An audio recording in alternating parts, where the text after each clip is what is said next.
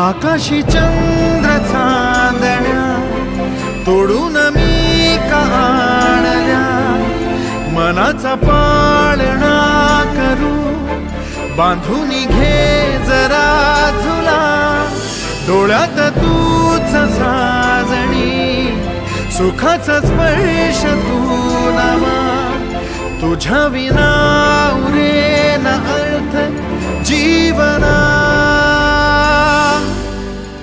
उजळे तुझ्या हसूने कणकण, अन चंद्र हे हातीचे काकण,